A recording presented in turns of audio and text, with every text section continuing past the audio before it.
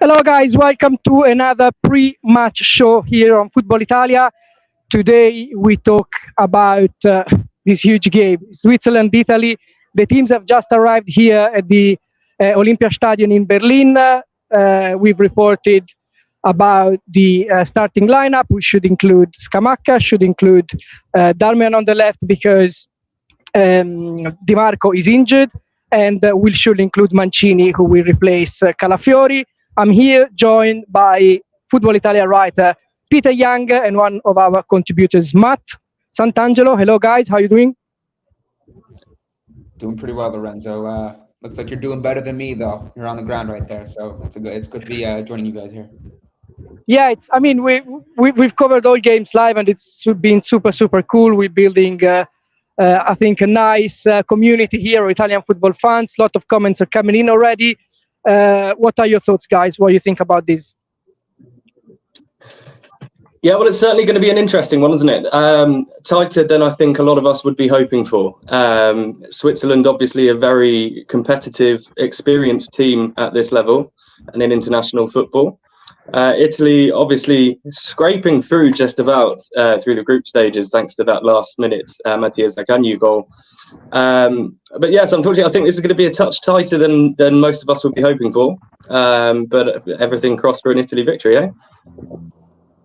Your thoughts, Matt? Yeah, no, I'd agree with Peter there. I think you said it's been a difficult road for them, and I think, frankly, look, Italians always seem to take that approach, right? I mean, look how Italy got to this point. They kind of limped into qualification for this tournament, and I think that there was a lot of people looking maybe down on them coming in here, and I think for good reason. There's been a lot of change with the coach, with a lot of personnel from that Euro triumph, so it feels like a much different team. But I think that this Italian team, I think, thrives off the underdog moniker, and I don't think it's going to be any different coming into this one. I think that Spalletti has to get his guys in this next man up mentality. You mentioned off the top Di Marco and Calafiori not being available, and those two players have been paramount for Spalletti in Italy in the group stage. So the next guy's up, Darmian, who is a well-experienced player, has played at top clubs and top competitions. He'll be up for the cause, and I think Mancini is going to be the key for me personally. But I'm excited to see what Italy comes out with. I think the first 15 minutes are going to be telling off the back of what they did against Croatia to get here. What do you guys think as far as the pulse? Do you think Italians feel that they can be confident in coming up against the Switzerland team? Because the Switzerland team, they did some damage against France. They knocked France out of the last Euro. They did some really good things in the group stage, and I think that they're one of those teams that when they see the opposition in strength, like in Italy and some of these other powers, they get up for these matches. What do you guys think? Yeah, it's probably similar. I mean, to some extent, it's similar to the Croatia team, because this is a team that has been playing together for a long time. They have the same coach for many years. Italy, they're in a different situation. You guys mentioned the fact that Spalletti has been in charge for around 10 months. So it's very different for us because we're not accustomed to playing together. Spalletti, he has changed lineup pretty much every time that there is a game. Today, El Shaarawy is expected to be in the starting 11, make his debut here at Euro 2024. So the doubts for Italy are always the same. I mean, the game against Croatia was on Monday, so 5 days ago.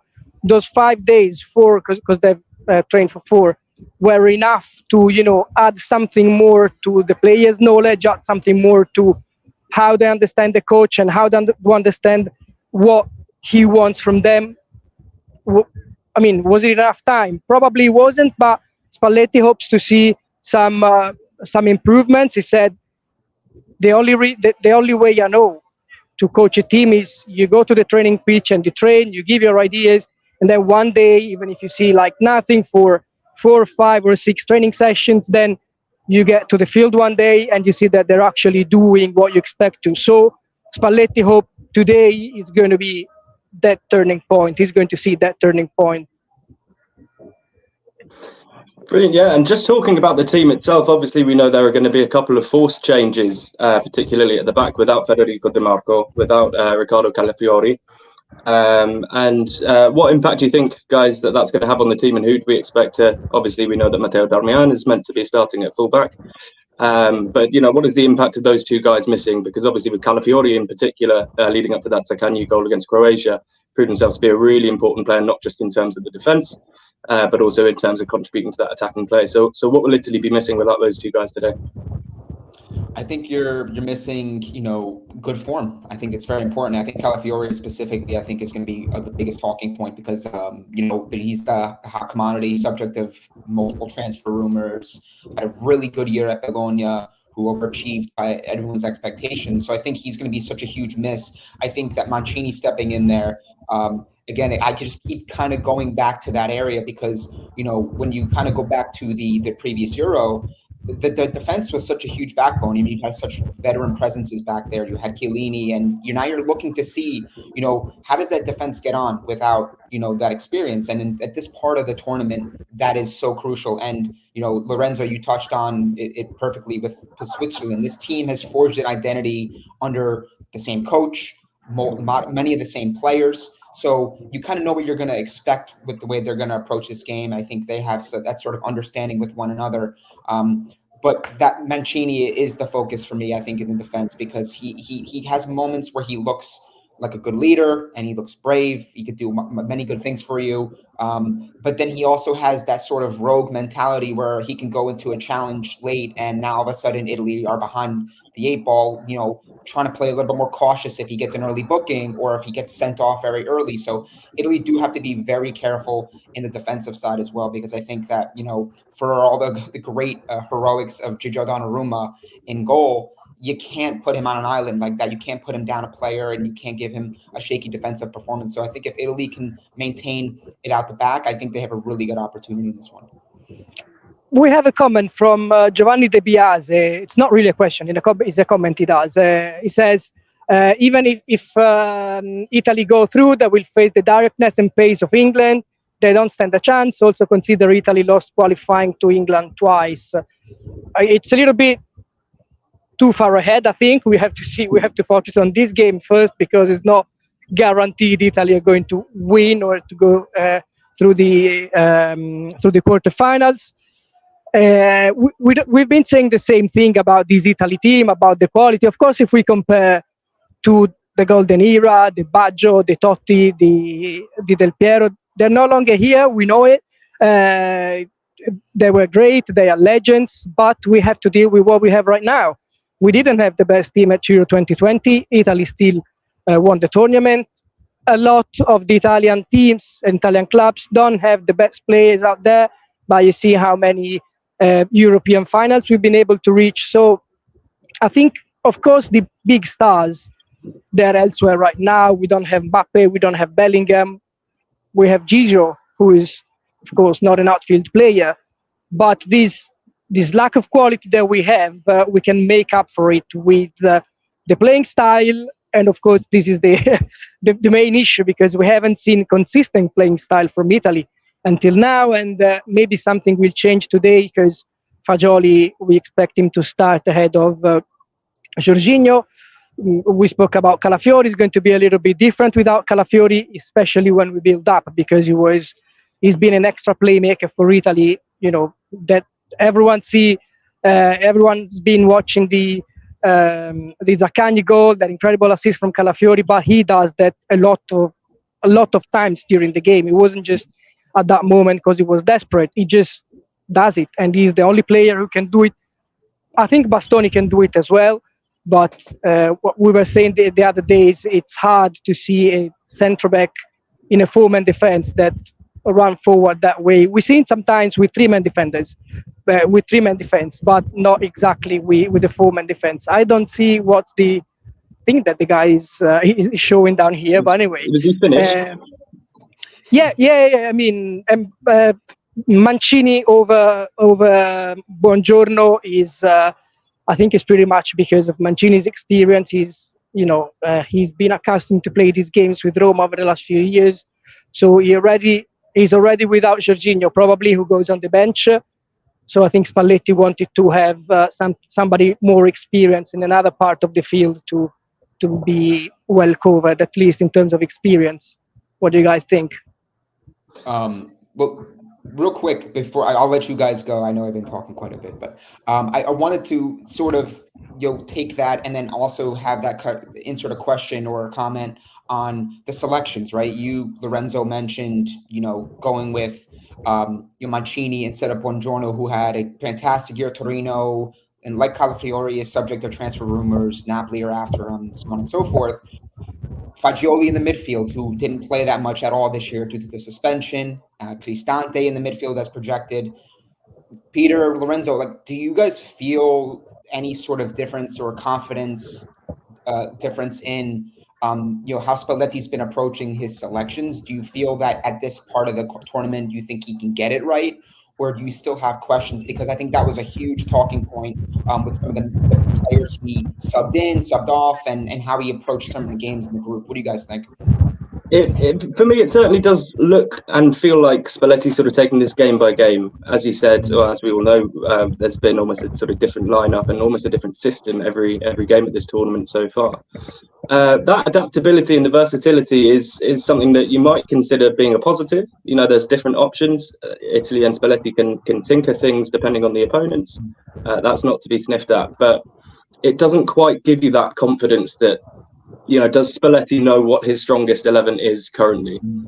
And I don't know what sort of message that sends in and among the squad. Obviously, we're not professional players. We don't know the sort of dynamics of the Italy dressing room necessarily. But I don't know. Lorenzo, do you think it would be better, for instance, if there's a sort of settled 11, if there's a squad that knows that they're going to come on every game, and a key core?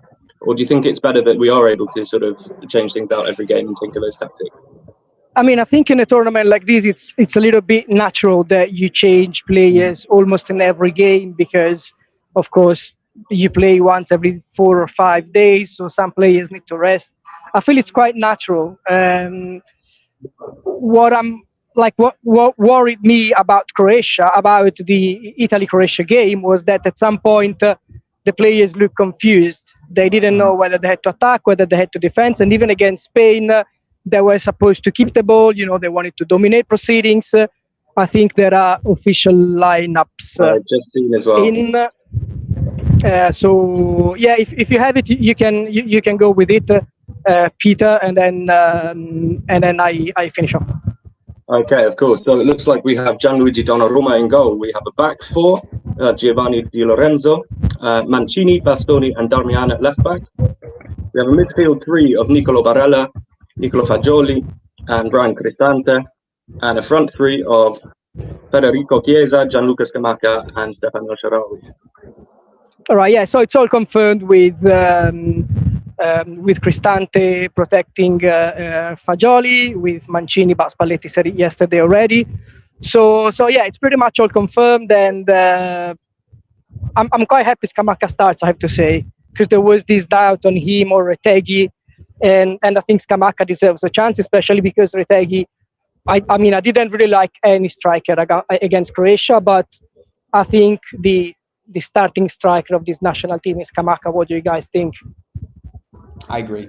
Yeah, I definitely agree. I think, Spalletti, and this was something I wanted to kind of piggyback off of, Peter, what you were saying, when you asked, is it good to have that continuity and knowing who the 11 is, or having the versatility coming off the bench and sort of keeping the opposition guessing? Spalletti's had to adjust in this entire situation coming up to the tournament. I mean, if it wasn't injuries in defense with Scalvini and having to switch players out and put other players into his final squad, you see it in the first, batch of games here, yellow cards, suspensions. He's having to really adjust and sort of pick this up on the fly. So I like having that consistent reference point up front in Scamacca. I know that we're probably expecting a little bit more from him in this tournament. I think he came off such a great season at Atalanta, did great at Merseyside, and was paramount in their Europa League triumph.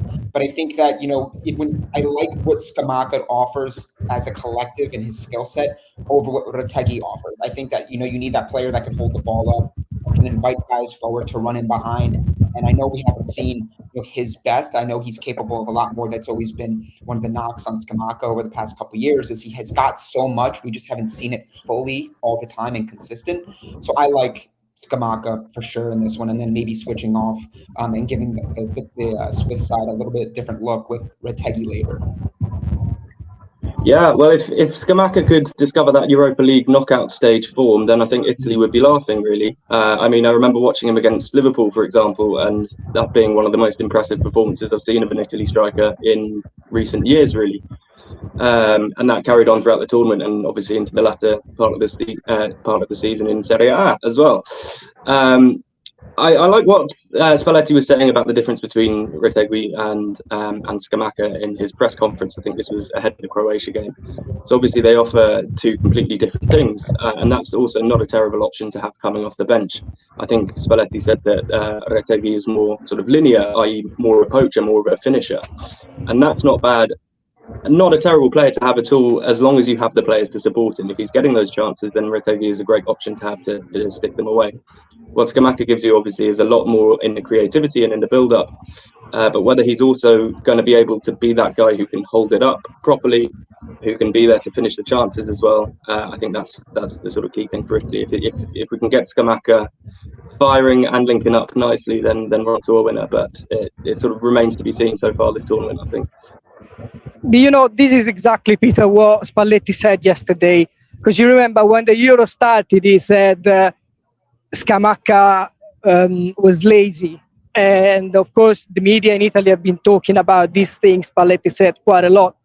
But then yesterday he said it was a joke, that he spoke with Scamacca, and Scamacca was joking about it as well.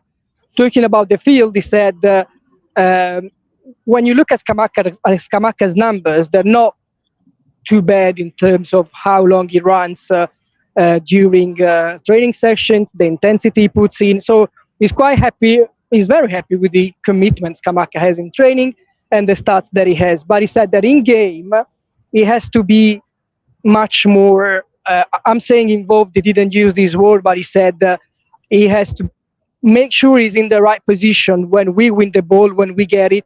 He's in the right position to go in possession and link up with his teammates and try to be an actual threat to the opponents. That's what he wants to see. I think this is what Spalletti will really expect.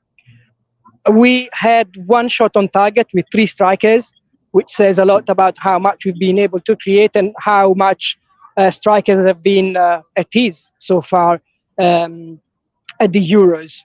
But more than this, we will need a Scamacca who is able to receive the ball where he has to, and again link up with his teammates, because this is going to be a tactical key for Spalletti. I also think too, with that's sort of the difficulty of trying to translate a club performance over a season versus international, right? I think you're training daily more often with a certain coach under Gasperini, certain players, that eventually you grow into understanding what your role is and where you need to be at certain instances of the match, right? Where internationally, you're not training as often that you are with some of these players, and I think that's where Spalletti and his coaching ability can come into play, right? We're really going to ask a lot of Spalletti to get a lot out of many players in this squad that are not battle tested. They don't have that body of experience, at major competitions. So I think that's what we're really going to start to see at this phase of the tournament. How is he able to get Scamacca to play to his way of doing things, and you'll be able to somewhat mimic and mirror, the type of number 9 performance that he had on a regular basis, especially down the stretch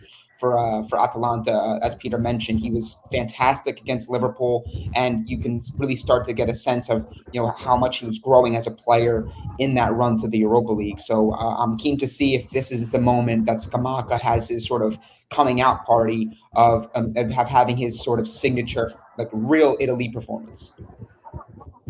We have this message from Alessio. It says he hopes Italy will perform today. Of course, he said pretty much the only good performance he said he saw was first half against Albania, and probably Cambiaso should have replaced Di Lorenzo, Jorginho for Cristante. On paper, we could agree. I mean, I would agree, Alessio, but I think Barella, Fagioli, and Jorginho would have been a little bit too much, probably too attacking minded, and you wouldn't have enough players to collect the ball.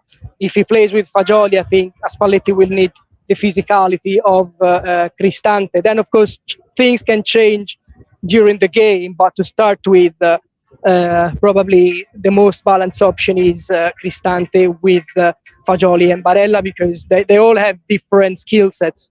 So I think it's a pretty complete midfield. Of course, Jorginho's experience has been very, very important. We know this sort of game is going to be special for Jorginho as well. We remember the penalties in the World Cup qualifiers. This is another talking point. There's a penalty for Italy who goes to take it. So this is another talking point we're going to discuss later on. But I think Spalletti's decisions are quite, he wants to be balanced. He wants to keep a good balance, and he wants to make sure, first of all, we don't concede, but we have enough technique and skills to keep the ball and try as he wants to dominate proceedings.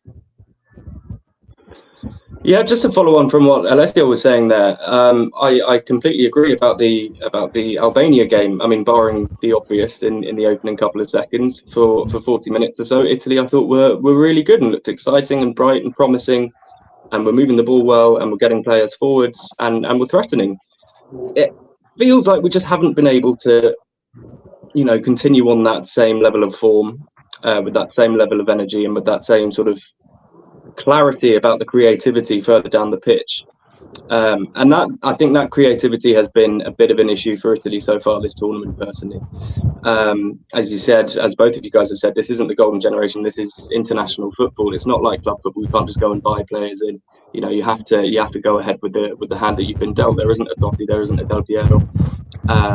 So Italy are going to have to move forwards with the players that they have. I think a lot of that creativity is then going to fall, particularly without Di Marco now, is going to fall on Nicolo Barella coming through the middle. And in order to, maximise his sort of attacking threat and creativity, then I think having someone like Cristante in there is really important. Just so, as you were saying, Lorenzo, you get that balance, which I think is really important.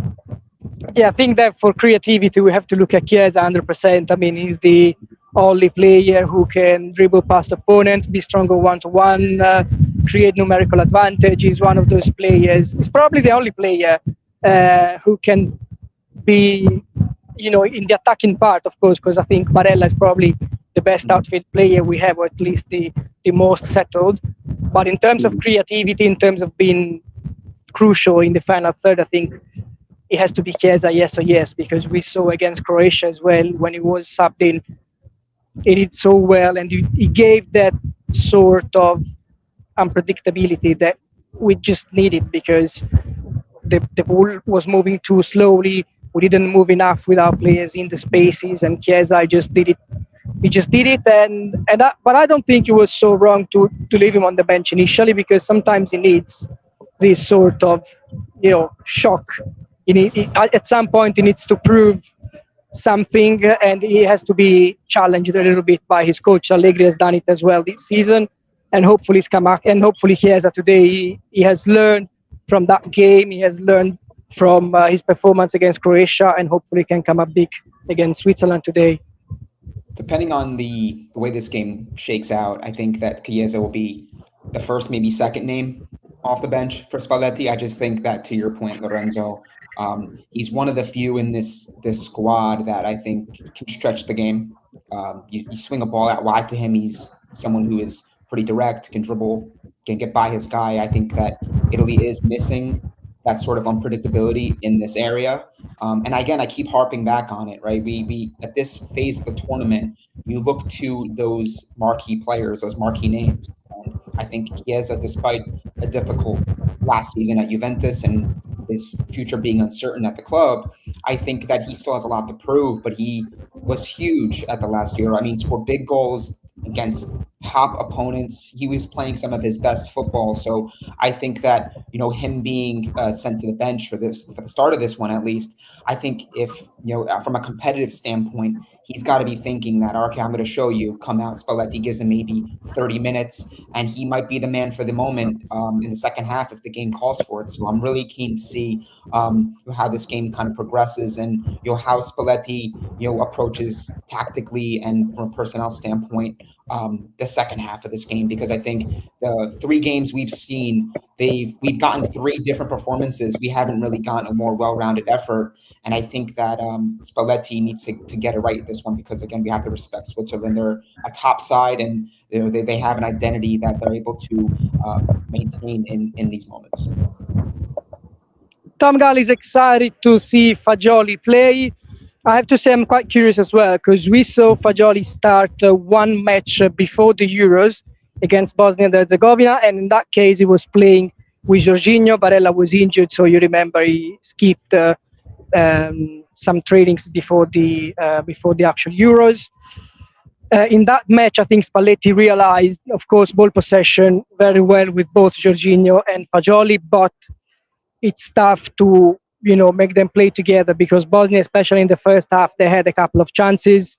So Italy didn't look too balanced with both on the pitch. And today it's clear that Spalletti has, at this stage, you can pick or one or the other.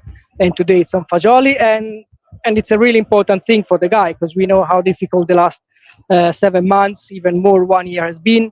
So they didn't play much this year, of course, because of the ban. But Spalletti said before the Euros, we've been tracking his stats in training. We've been seeing how he does. We have reports from his club as well.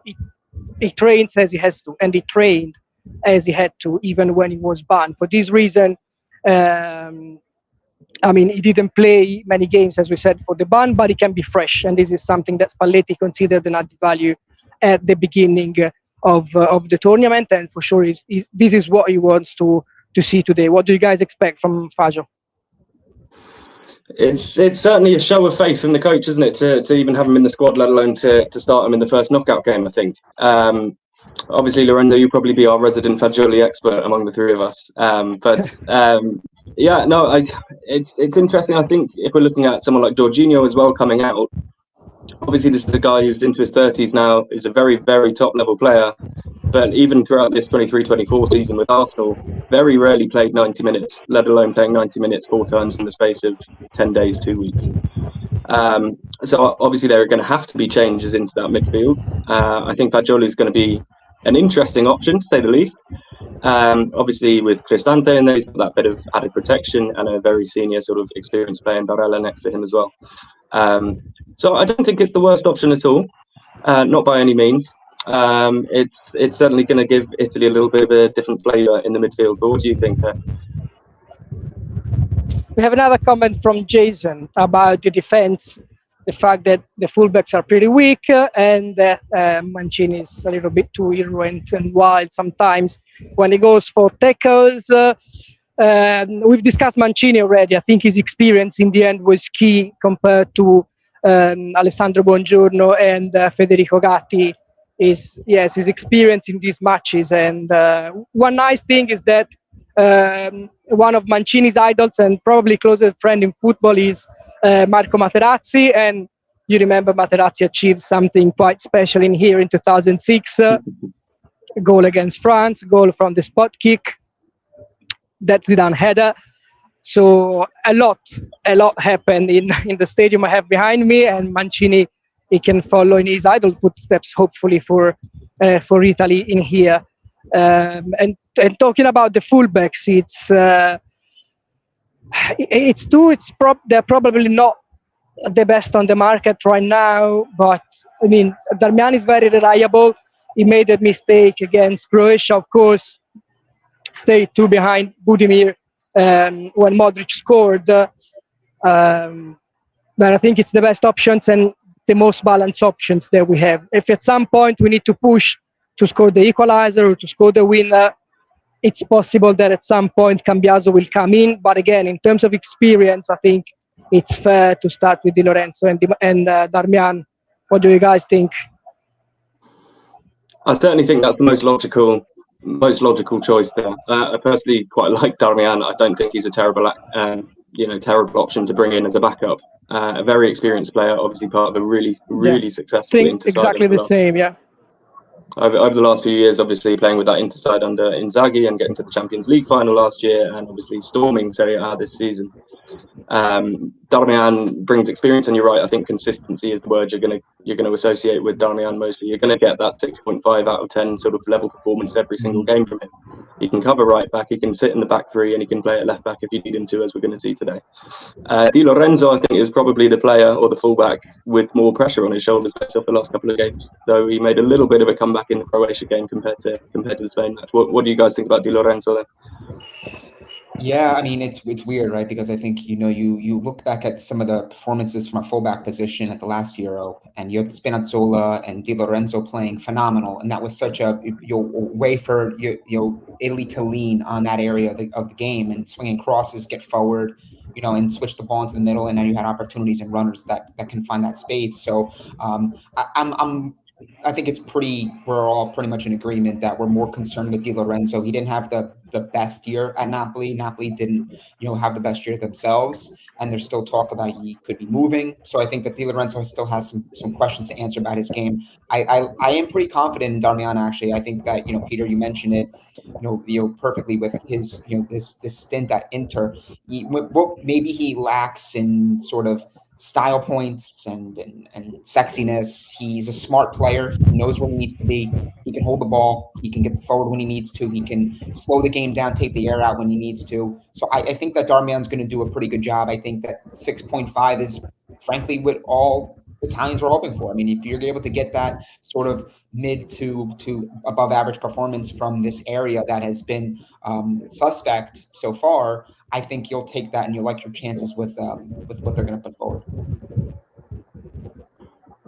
Costantino doesn't trust Di Lorenzo anymore, despite what the match says.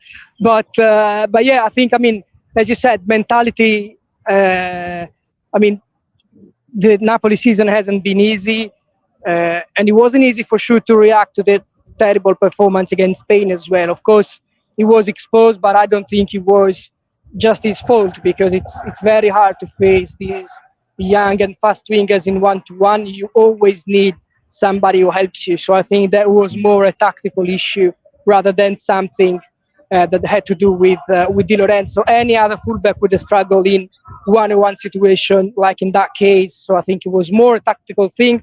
Of course, it was not the best year that he had, but again, it's probably the best option that we have in terms of technique and experience and tactics. Spalletti know him very well. They won the title in Naples.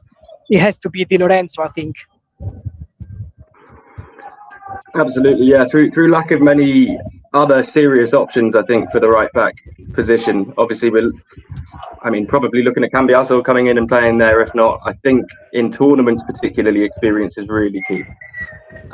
So despite the fact that he's not had, the best season leading up to it, and then not the best start to the tournament by any stretch of the imagination, just that experience and that sort of match readiness from Di Lorenzo is probably going to be more important than throwing in a slightly novelty option, I think, at right back at this stage. Had the tournament come this time a year ago, it's a completely different story, though, isn't it? So, as you were saying, it's not been the best season for Napoli as a whole, or for Di Lorenzo on a personal level. But that's not to say that there's not a decent footballer in there. This is a player who was, captain of the side that won the league for Napoli for the first time in 33 years, just 12 months ago, or just over 12 months ago. So there's definitely still a decent player in there. It's just a shame that, as he said, the build up to this tournament hasn't been particularly ideal. Yeah. I've just heard some shouts and some Italian noise, which is nice to hear, because another talking point was that we, at least 2 games out of 3, it's like we were playing away, because the Albania game and the Croatia game, we were just not even close to the number of Albania fans and Croatian fans. Today should be pretty balanced, around 6,000 for Italy and 6,000 for Switzerland, and then the rest it's pretty much mixed. But from what I can see, it's it's pretty much balanced. Probably a little bit more blue shirts, but this time at least it's pretty balanced, similar to the Spain again, to the game against Spain. Um, that was pretty balanced. The other two, it's like Italy were playing away from home. Yeah, so Lorenzo, I grew up living in Berlin for a little bit, for a couple of years in my teenage years. You're standing outside one of my favourite stadiums on the planet. I think it's beautiful, and there's so much history going on around there. It's so it's nice. a great place for a football game. Yeah, and a beautiful day to go with it. It's amazing. I mean, yesterday I went in for the press conferences and the walk around, and we could go pitch side with our other reporters, and from pitch side it's massive. And when you see that big thing, that let me see if I can show you. You see, there's the stands down there. I mean, it's just amazing. It's a really nice stadium. It's huge, and it's so good. It's a little bit similar in terms of style and fashion to the Olimpico. Very different. It's probably more organized than the Olimpico, which remains a very good stadium. And but yeah, it's huge. It's the stadium of a capital. So we've already achieved something big in here. Let's hope for more today. I wanted to talk to you about one final thing, which is the penalty kick taker. So before the Spain game, Spalletti named 6 players, potential penalty kick takers, who are Jorginho, Calafiori, Di Marco, Barella. He said Scamacca, and there was another name, I'm quite sure, but at least 2 from these 5 are not available because Di Marco is suspended. Di Marco is injured and Calafiori is suspended. Jorginho goes on the bench. If there's a penalty kick, who should go and take it? Peter, let's say from the starting 11, who would you pick? I would probably go for Scamacca, but let me know what you take. From the starting 11, I think you're not blessed with options there, really. You haven't got too many to choose from, but I would agree with you. I'd go with Scamacca. I think I would trust him to be able to stick a penalty away, and I think it would be good for him to get off the mark in this tournament as well. Yeah, I'd agree there. I think, mentality, performances aside, I think the mentality that, he can kind of compose himself and maybe not have the strongest shot, but I think, he can convert. And I think ultimately, we saw what, I don't know if you guys watched the Copa America, but Lucas Paquetá skied one of his penalties and he made the other one. So I think, having some confidence stepping up, that I think Scamacca can do it. And I think he would be my guy. And I don't think Spalletti has a penalty kick taker in mind, because yesterday he said we are going to see who wants to take it. If there's a chance, we see who has the personality and who wants to take it, who wants to really take it. Because he said we practice penalty kicks, of course, but in training sessions everyone looks like a good penalty kick taker, while in game it's different. Even when you practice a penalty kick and when you take a penalty kick in a training game, he said even there you can see the difference, because there is a result at stake. So there's a little difference even in training. Imagine when it comes to taking a penalty kick in front of 70,000 fans with all your country watching, it's a lot different. So I don't think when Spalletti had his speech, he said, all right, you take in, or otherwise you go, or you number 3 go. I think the players will talk in the pitch and say, all right, one of us feels that he really wants to take it, so we'll go. I think if I had to predict one, I think it's going to be Barella or Scamacca, but we'll see. Giuseppe says that Italy fans are always minority. We hope today we are at least 50-50. There's a good chance we are at least 50-50, but we'll see the colors inside the stadium later on, and so we can be 100% sure. The official numbers, it's 6,000 Italy, 6,000 Switzerland, and the rest is pretty much mixed. And hopefully a few Italian-leaning neutral supporters in there as well. That would be good. Yeah, exactly. Lorenzo, have you, I know we got a lot of people in the comments that are participating. Have you spoken to anybody around the stadium that have given you their kind of feelings? What's the pulse of the Italians? Do they feel confident coming to this game? Do they feel unnervy? What's the feeling? No, I think they're all pretty excited. I mean, we've been talking about Italy's problems, but on paper, this team is favorite. It's favorite because of their history. It's favorite because of the players that they have. Because, I mean, Switzerland are probably the golden era for them. They probably never had such a strong team. But if you take one player, you compare them individually, probably you would pick the majority of. You see, I've just said, I just said it was half and half. I just said it was half and half, and you just find Switzerland here. But yeah, I completely forgot what I was saying. But yeah, basically, the feeling here is that the fans feel confident. They feel confident. They're happy to be here. I didn't see anyone nervous. They were all quite confident that they would make it, because at the end of the day, Italy are a better team. But we have to see if we are as organized as they are. We have to see if we have I wouldn't call it motivation, but the desire to win. Because yesterday I saw a very motivated Switzerland and an Italy that, with Spalletti and Donnarumma, talked about what they have to improve a lot. If I have to say who was more confident yesterday, it was probably Switzerland with Yakin and Sommer. And of course, it's a very familiar Switzerland side. A lot of Serie A representatives in there, obviously with Jan Sommer in goal. We've got Ricardo Rodriguez at left back. Obviously, there's Eberscher, and the Bologna boys, Dan and Doy, is starting as well. I know Manchester United were having a bit of a look at him earlier this week, according to some of the reports that we've seen. Do you think that familiarity with these Italian players is going to be helpful for Switzerland coming into this? I mean, I don't know. I think it's. I don't see a real advantage, I have to say. I think that basically it's the same. It's 50-50.